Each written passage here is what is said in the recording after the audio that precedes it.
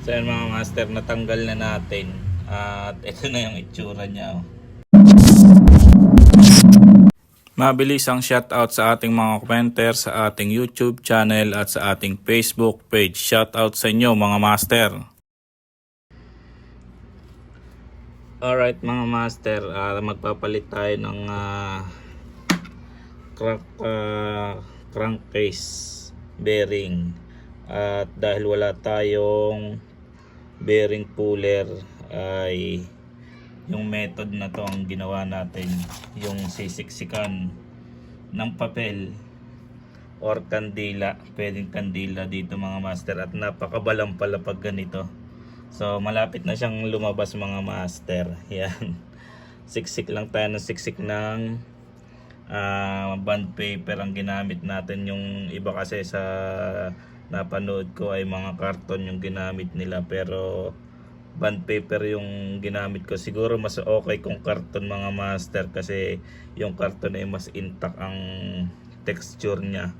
Pero itong bond paper, ito medyo nakaubos na ako ng pangalawang ano na to, bond paper, at malapit na siyang lumabas.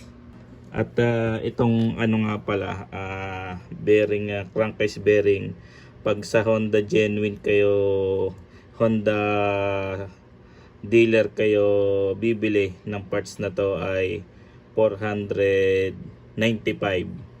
to be exact yung sinabing presyo. At ayun, nakabili tayo sa labas, at mukhang okay din naman yung brand na to. Actually dalawang binili natin, papakita ko yung isa. So itong dilaw ay nabili natin sa motorcycle shop, 200 pesos, at itong isa ay 110 pesos. Kung bibili kayo sa Honda ay nasa 495. At bumili rin tayo ng walang nasa gitna. Mas mura to kumpara sa mga walang nasa gitna, pero ayun nga, hindi yan kakasya kasi nga dapat may susuotan ito. Yan. At magpapalit din tayo ng torque drive bearing. Yan. Pero sa another video nyo na mapapanood, crankcase bearing lang muna ang papalitan natin. Update tayo maya maya mga master. So yan mga master, natanggal na natin. At ito na yung itsura niya. Pangalawang bond paper na hindi naubos mga master. Napalabas natin yung bearing. So palitan na natin ng bago para matapos na. DIY na to mga master ay makakatipid kayo ng 350 na labor. 250 to 350 depende sa sa shop. Kasi yung tanong ko na paggawa nito sa shop ay 350 daw. At kung bibili kayo sa labas ng mag-canvas muna kayo ng magandang klase din naman to. At kasi kung sa shop kayo mismo bibili, baka tagain pa kayo, dagdagan pa ng baka gawin din 300, 400. So may mabibili naman kayo na mas mura. Hanap na lang kayo ng ng magandang brand.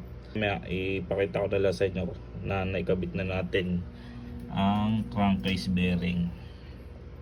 Bago natin ilagay ito ay lagyan muna natin ng grasa yung loob. Natatanggal yung itim na yan. Yung itim na yan, yung takip lang naman yan. Lagyan daw muna natin ng grasa para mas tumagal ang gamit ng bearing na to. So lagyan natin mga master. Ayan mga master, natanggal na natin ang takip at lalagyan na natin ng grasa. Ayan mga master, nalagyan na natin ng grasa at papahidin lang natin yan para malinis. Mas okay mga master kung high temp na grasa yung gagamitin nyo, no? Para hindi siya basta-basta humihiwalay at nalulusaw. So yan mga master, naikabit na natin. At huwag kakalimutang ilagay yung clip na to, baka pag di nyo nakailagay yan ay kumalas yan, kakalas yan. So ilagay natin. So yan mga master, okay na, nailagay na natin at pwede na natin ikabit sa ating panggilid. Let's go.